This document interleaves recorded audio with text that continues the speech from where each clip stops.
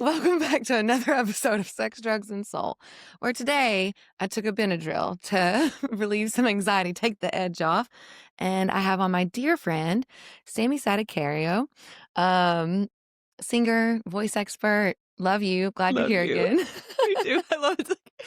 Today's episode of Sex, Drugs, and Soul, sponsored by Yeah. today's drug. Yeah. Benadryl. Yeah. Hey, progress. No. I'm here for, yes, progress. This is what growing up is. Yeah. Earlier I was like beating myself up a little bit because, I did all the things, right?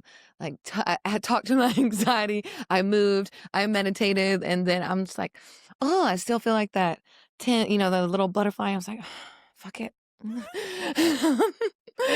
Half Benny it is. Looking to see if I got a text message, because I told you in the bathroom that I'm just kind of navigating like a little bit. I think I'm secure, and then I get into this new getting to know someone stage, and I want to text on, be with them all the time, but like no cannonball love bombing this time. All right, so it's like it feels a little rattling, or I just noticed my anxiety coming up a little bit as far as like the communication goes. Healing that anxious attachment, though. And honestly, I think I was more disorganized because sometimes I'm like not anxious about it. You're definitely sometimes avoiding. Yeah, no for doubt. sure. So, At least in the time I've known you. Mm-hmm. No, that tracks. Like, I think about one of the relationships where I ran, or I felt like I was partially running. I was partially like coming back to Austin for me and like taking care of myself, but then also, I had my Nikes on. And I really want to put my slippers and stay. And so it's just new. That brings tears to my eyes. I don't know why. Blame it on the Benadryl. Blame it on the Benadryl. So we talked about maybe talking about some things about being in the messy middle. Yeah, we brought up in the messy middle. As it pertains to relationships or our creative endeavors that we like long for or are pursuing. But first I want to ask you, like, what's turning you on right now in life? I've been so excited to answer this question, Kristen, because we've been friends for going on 4 years, and you've seen me in so many ups and downs. And so what's turning me on right now, Kristen? Well, your favorite Jewish friend is getting real turned on by Jesus.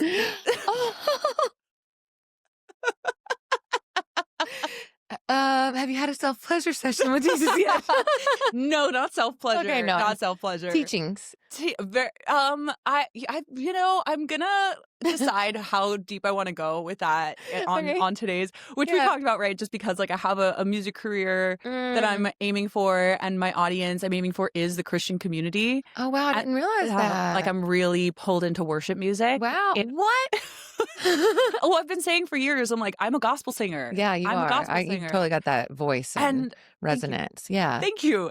And I'm embracing it. And it's calling me in such a way that everything moves out of the way. Like what falls away is not meant to be there anymore. And all of my work lines up to what is said in the Bible around song and worship and the word. And so all the work that I've been doing with voice experts and in studying voices and in studying how voices express truth and express brokenness through their tone and through their language are all supported within the New Testament. And it's been a really powerful and terrifying experience. Yeah. Because I went on a hiking trip with my stepdaughter. She's 18. And we went to Wyoming, and it was this Catholic trip, and which I don't identify with Catholicism completely. I love the saints idea, but I'm like, I'm talking directly to Jesus. Like I don't need to go through a middleman. Like Jesus, like pick up the phone. That's I got you on speed dial, bro. I got you on speed dial. He's been singing through me for years. I just didn't understand it. But I knew I just called it my angel. I was like, oh, I have an angel that sings through me in these moments. And I'm like, oh, it was Jesus. Okay.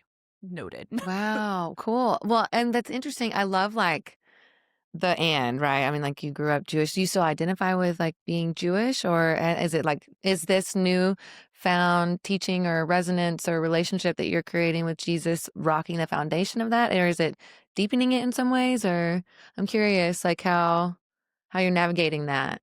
Great question. I am and will always be Jewish. Yeah. It is an ethnicity as well as a religion. Yeah. I was talking with my partner about it last night because we're both Jewish and we both lean towards Christ. We've both been, before finding each other, the day we met, we were I was like, well, I really like Christian teachings. I really like Christ's teachings, and I identify with the values of that.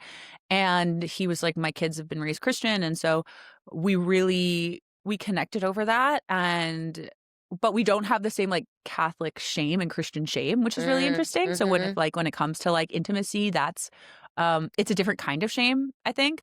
I think I could talk about shame a little bit today, but anyway, about being being Jewish, I definitely still identify as that. My humor is Jewish. My wit is Jewish, right? This body's Jewish. My nose is Jewish. Like, I can't change that stuff. I don't want to change that stuff.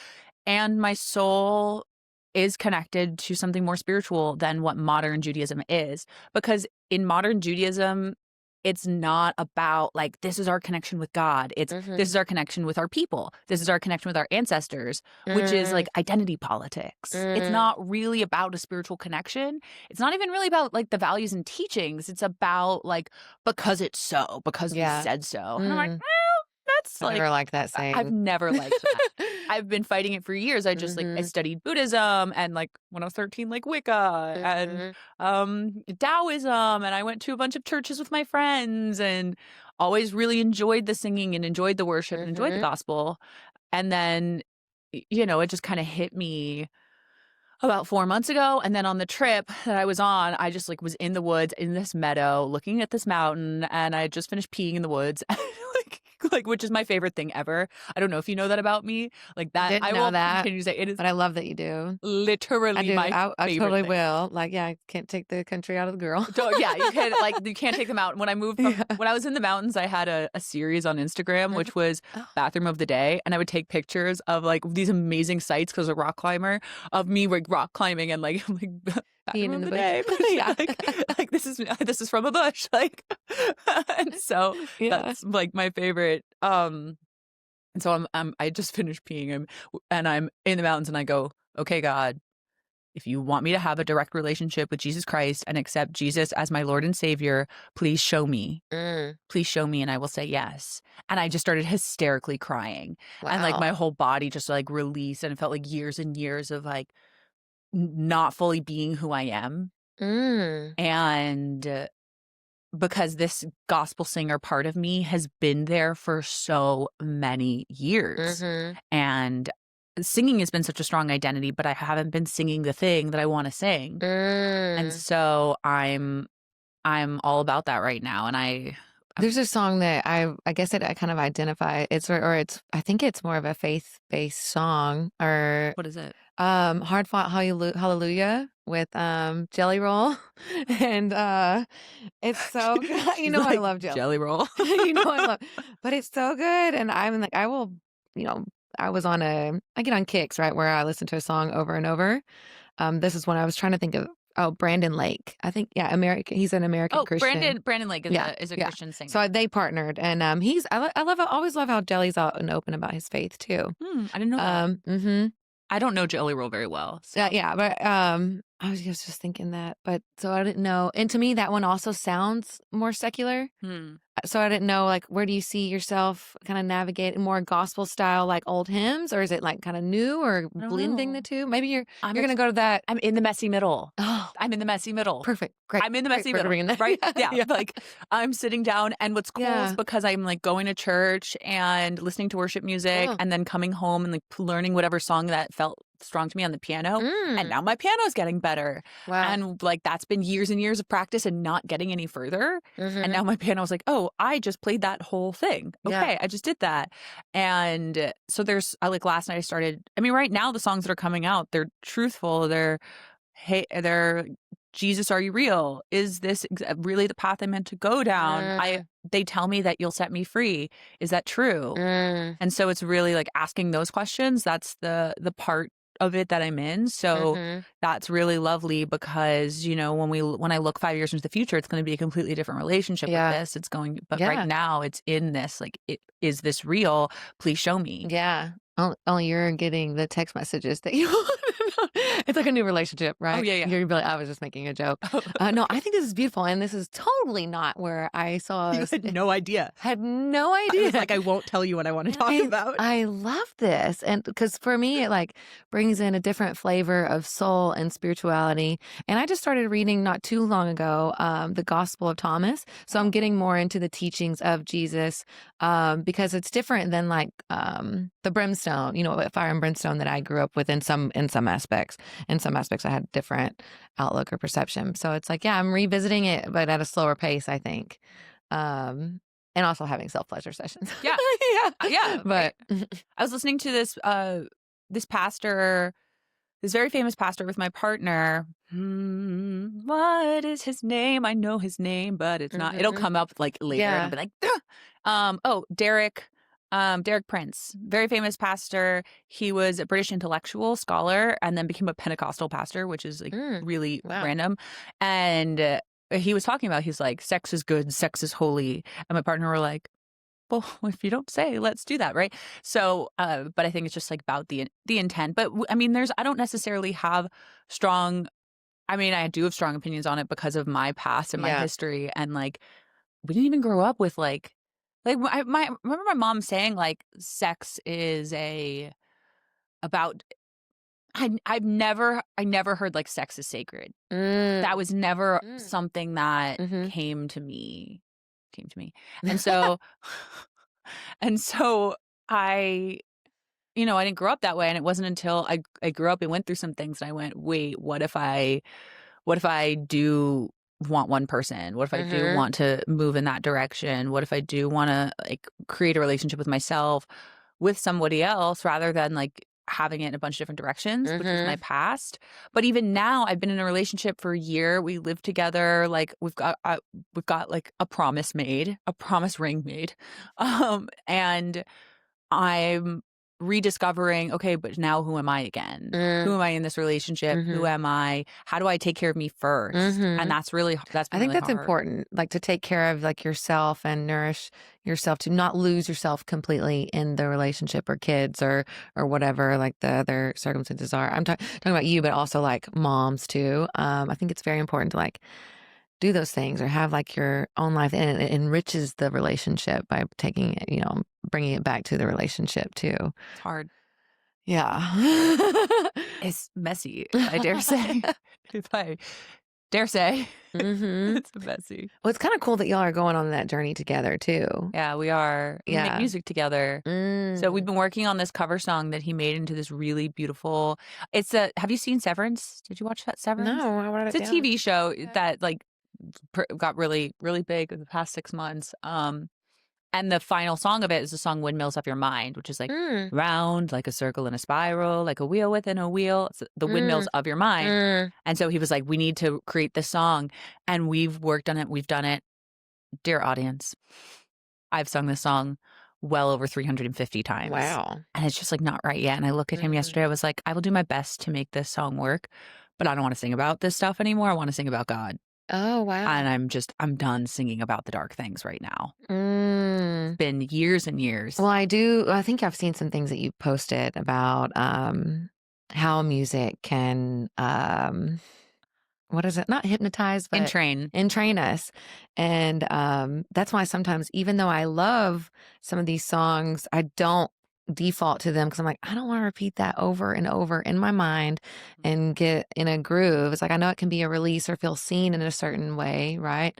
But at the same time, I want to sing something that's gonna uplift me, or raise my spirits, or in a different way, not get me trapped into some lower vibration or frequency, or like repeating a certain track. Yeah, I think I've thought about this a lot because as I've started bringing that into the conversation in my social media with my audience of, hey, pay attention to the music you're listening to, because it could be, I made a YouTube episode about it. Is it healing or hurting you? I think it is important to have the songs where we release, but once you have that release, what are you filling it with? Like what? And that's how healing works. Is like, we need to, yes, let go. We need to release the anger, but then we do need to fill it with something else. And so are you going to refill it with more anger? Yeah. Or are you going to refill it with sadness? Or are you going to refill it with joy and hope? And it's okay. You can't go straight to the joy and hope because you still need to release the anger. It's not about like, you know, there's no spiritual bypassing here.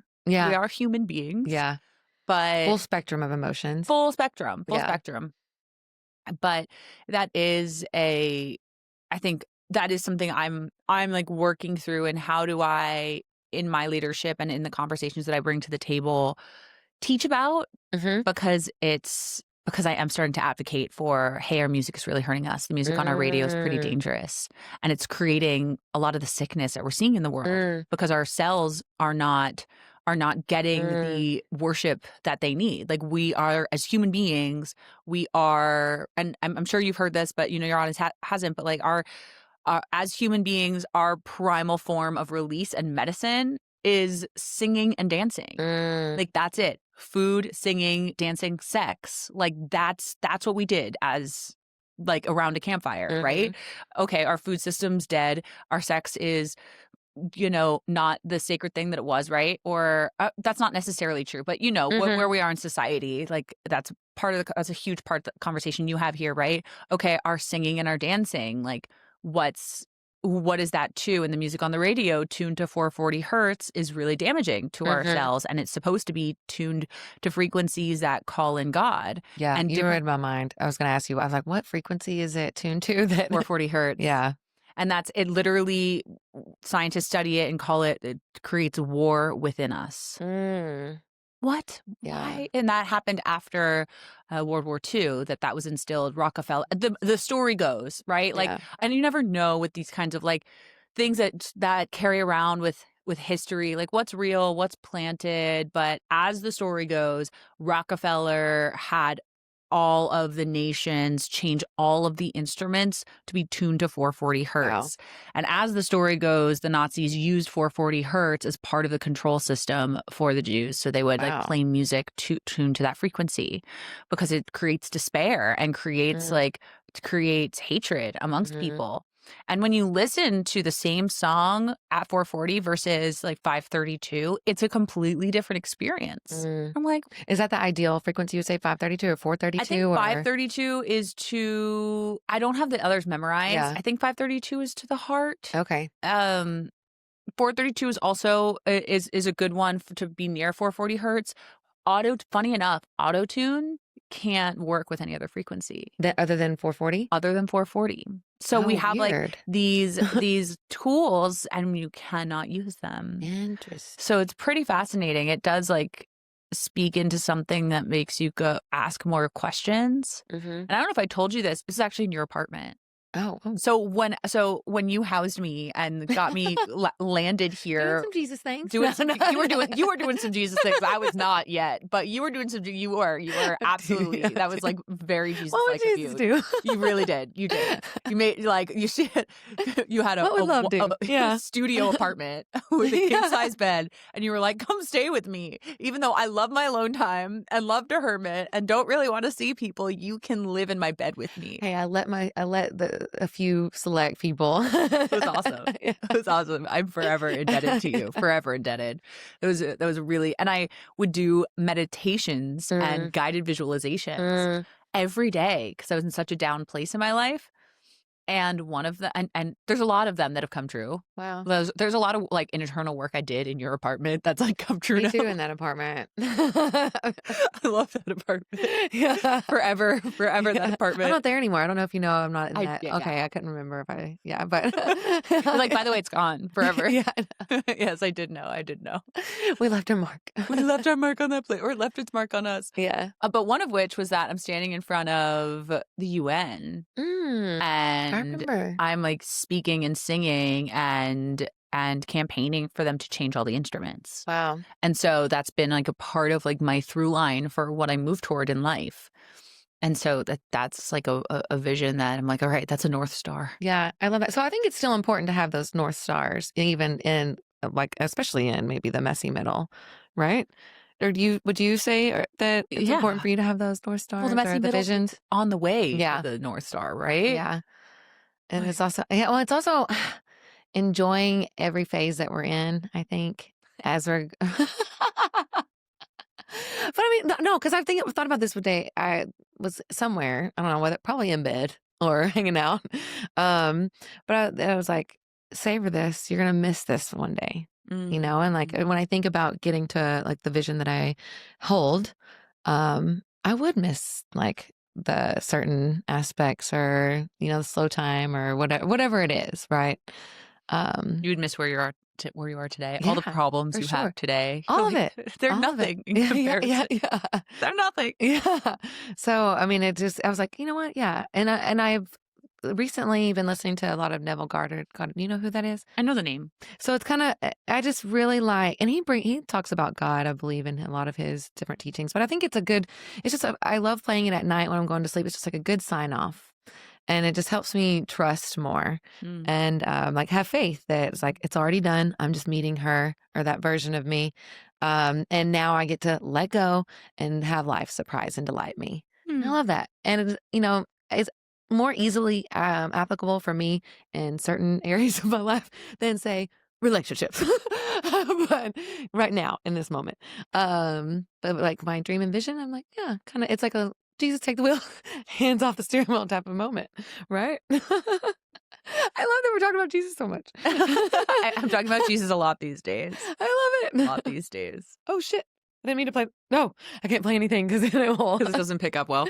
Well, I don't know if it'll pick up well. And then also, I don't know, copyright. Yeah, I don't know how much you can play of something before it's like 8 seconds or is something it like that. Yeah, I don't quite remember. I'm supposed to do that research this week for my job. Cool. Okay, yeah. Because tell me about your creative process then now, like as you're being inspired in new ways. Do you have like a writing schedule that you stick to? Do you have like, I guess you have jam sessions with I have structure? Lover. But do I structure may help the messy middle, right? It may help the messy middle. Well, I mean, it's all pretty new. I've been on this voice expert journey for quite some time where I've been positioning myself in my teachings, and it's been really hard for me to switch to singer version of me, especially in public. I'll like do 3 posts where I sing and then I chicken out. Yeah. And so today I committed myself to 30 days of posting singing videos. And using just strong text on screen and moving in that direction. And that really helps me write music because like social media does help me in my like personal creative because it helps me go like connect with my audience. Because I always write from an audience. Like I feel like I'm pulling from the future. I feel like I'm pulling from a connection with people because I've been a stage performer my whole life. I've been performing on stage. I mean, it's funny because like we haven't said any of that on this podcast. We just like jumped right into this and haven't done any, which is probably good. But I've been a stage performer since I'm 8 years old. And so it was always about the audience, and now recording is a different thing. So I'm really learning the recording process. It's really hard. It's really humbling. Nothing is finished. But yesterday I recorded doing a cover of what's the song? Holy Forever. It's a worship song, and it sounded really good. And I was like, okay, I can do a few of these and then like learn how I want to add my harmonies, how I want to do this, and then I can focus to be a little more in the other, because it's hard to like learn how to songwrite and learn how to record and learn how to produce while working a full-time job. Like it is really hard to do all of the things as an artist these days. And that's why people tend to collaborate. Yeah. My partner and I collaborate a little bit, but it's hard to also collaborate with the person you live with because fighting happens and we're working through that of like, what are our boundaries in this? And so I'm like, I was telling you earlier, I really want to go to Nashville and just pay for a few sessions and be like, just for the learning experience of what does this look like? How do people interact like this? If I bring this part of the song, how can this person help bring this next thing out of me? And then how much can I do on my own? So I'm very much in the middle of learning my process, but I generally, when spirit moves through me, there's several things that happen. One, I'm in a public setting and somebody does things where they are calling in some negative crap.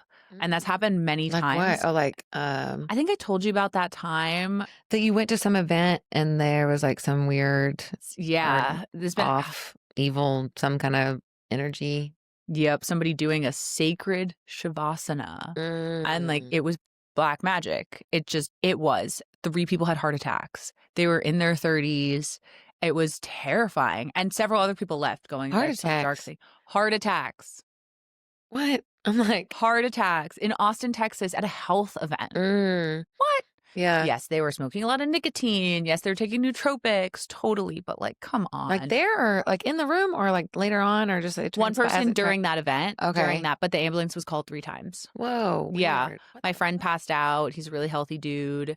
So there were serious physical things, and for me it was a spiritual experience, and that was the first time I started to like uncontrollably sing to like move the energy in a room. Like I couldn't stop it. It just started coming through me, and that was the first time it happened. The next time it happened was somebody was doing a seance in a house I was staying at, and I started to like also uncontrollably sing like dark spirits out of the room. It was like I just knew what to sing. I've never actually told these stories like recorded. And the last time I was at a health event, and there was like the voice inside me is just like, say this, say this, say this. And I was like, shut up, shut up, shut up. I'm not yelling this out in a room full of people right now. And then finally, like I did. And I was like, I'm leaving now. I literally just went, well, it's I don't know how much we want to tell the story, but basically this health person, this like who's created this method, chiropractic method, he was giving a workshop, and you'd think with somebody talking about health, they would look healthy or sound healthy. He was white as a ghost, hunched over.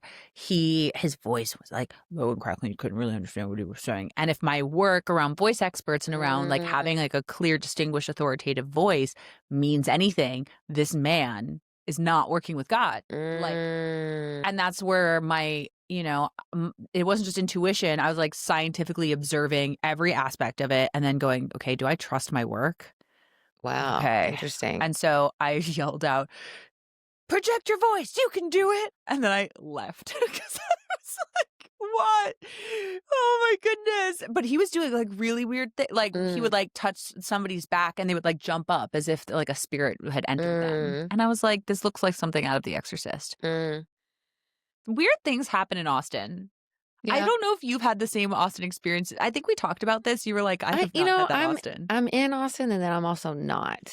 Fair enough. Like I'm kind of, I do some things, but I also don't. I think you like definitely go network more, go to like more of these certain different events, and I don't do that as much, probably. She's like, I don't. I mean, I did just sign up at Soho House. So I'm networking more and like meeting people and being like doing creative things there more. And that's helping me like get out more and meet. But I've also traveled, and just kind of find my groove.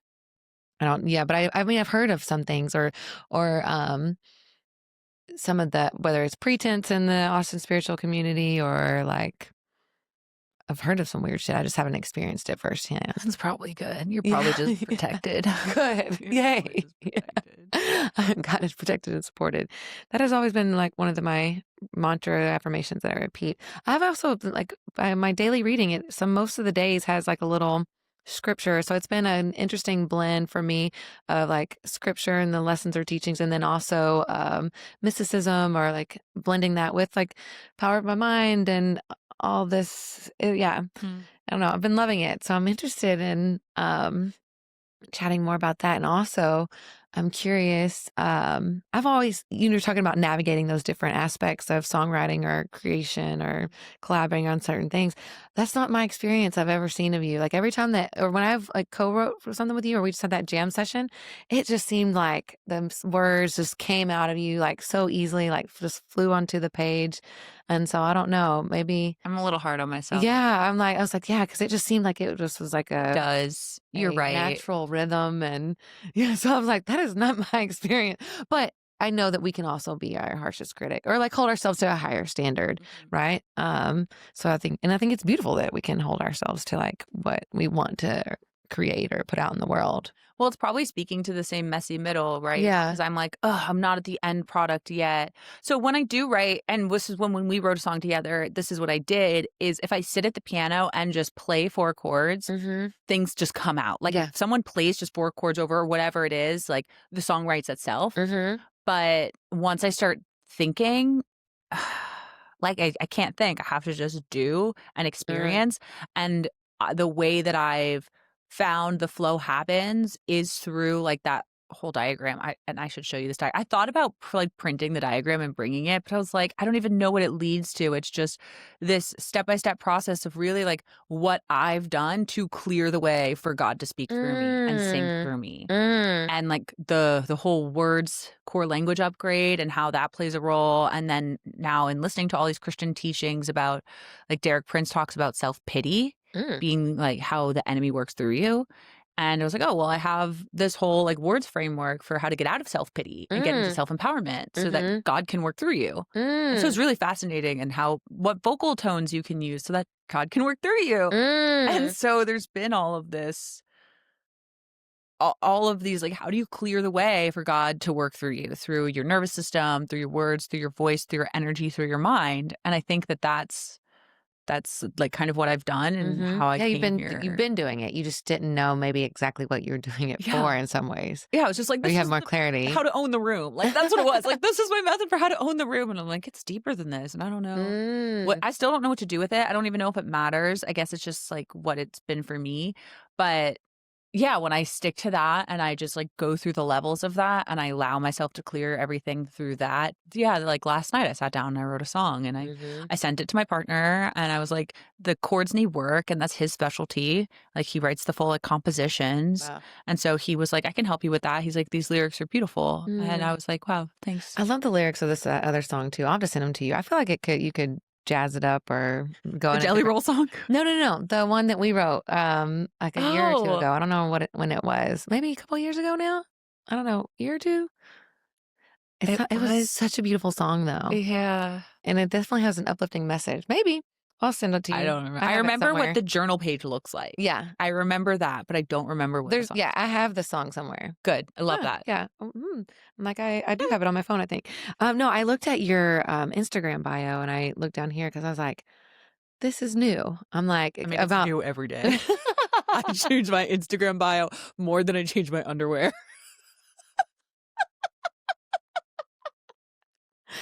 Valid. I would like this one to stay though. I like it. Bridging music, neuroscience, God, and the voice. And I kind of want to, It's changed since then, but we can talk about that. We can talk about that. Okay, well, no, because I'm curious about what you've done to be, is it be a channel or a voice for allow God to come through?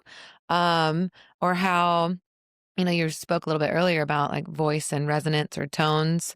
And as that pertains for God messages or, communication in that aspect, I would love to kind of like play with some of the body or neuroscience and voice and God. Yeah, I just want to riff on that for a little bit because I think that's pretty cool. I love that. Yeah. Do you want to? I can explain it and we can also like experience it. Both. Is that what you want? Sure. Okay. Sure. So, like we said, like singing is the original medicine, right? Why is that? Like, so singing heals brokenness. There's a science behind that. So neuroscience is catching up to what's in the Bible because that is, from what I understand, it's all over the Bible. Like use like thy tongue is thy sword, right? In Chronicles, which is the Old Testament, I believe, right? So I'm still learning. I'm still learning. It's been a long time since Vacation Bible School. Okay, well, if I misquote, I'm like reading. I'm in Corinthians right now, but. Like that's what Psalms are all. They're all songs, right? They're the songs that King David sang and that Jesus sang, right? Those are the Psalms that Jesus sang because he was a Jew following the Old Testament. And the in Chronicles, I don't remember which lineage of the Jews it was that was like being attacked by someone, right? But they were not able to get help from God until they sang. And so I've been thinking about that whole thing for years. Like, okay, well, singing can literally like raise the vibration. And I'll talk about what that means on a neuroscience level. Can the whole world sing something together and we literally change what's happening? Could we like, quote, timeline shift? Could we call God the call of heaven's kingdom down? Could we like expel whatever, dark spirits there are. What could we all like just actually just come together? Like, what if every single human in the world? And I feel like I brought this up to my partner when we first started dating. He's like, that's impossible. And I was like, shut up. Like, I don't want to hear your impossible. Like, what if it could? Like, what if? What if everyone just sang the same Om at the same time? Anyway, so the neuroscience part of that. So we have the vagus nerve, right? So the vagus nerve is the longest nerve in the body, and it connects to all of our organs. It is also directly connected right behind our voice box. So our voice controls our vagus nerve, and our vagus nerve controls our voice. That's why when we're nervous, our voice gets shaky. When we or sing, higher or no? Yeah. Okay. Absolutely. Absolutely. And so when we get nervous or when we're angry, our voice gets affected. When we sing, and this is like what happened when I came to Austin and I started hanging out with like the New Age and the health communities, is they would say, oh, tone your vagus nerve. And I was like, tone? That's a word for sound, like tone. So, well, okay, toning means strengthening your vagus nerve. So singing literally strengthens your vagus nerve. So when we talk about resilience training, people want to talk about mental resilience. The biggest form of resilience is sing every day. Wow. Like, that's it. It's literally, it's written in our nervous system. And then if we recognize, okay, like God made us exactly in his image and exactly as we're supposed to be, well, that's on purpose then. Like, I want you to sing. And then if we get into, quantum physics and quantum theory, right? Energy is neither created nor destroyed. Sorry, this is acoustics, but energy is neither created nor destroyed. Your voice is energy. It is energy that is moving through the air, right? It is energy that comes out of your body and out in front of you. Okay, well, it can slap. Where does it come from then? If it's neither created nor destroyed, where does your voice come from? Well, we could talk about like the physical part, but there is a mysterious part of where our voice comes from.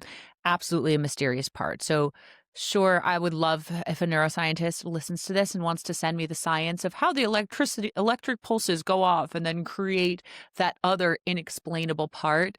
To me, is that not proof that it comes from God? That it does come from, or a spirit. So recognize, like, where's it coming from, right? Recognize what are you tapping into? You're tapping into something. So what is it? We all are, right? We have a collective consciousness, if you will, or I'm still finding my own interpretation of all of that with like leaving the New Age stuff and then now moving into this next phase of understanding. But there's something to that. And I haven't quite figured it out, but I think the Bible does have a lot of the answers in that. Like when we say, like, in the beginning there was the Word, right? Like, not in the beginning there was light. In the beginning there was the Word. And then when we think I think of it blends both. Yeah. Or like, I don't think it has to be like an or, at this path, or, it's like blending the teachings from both.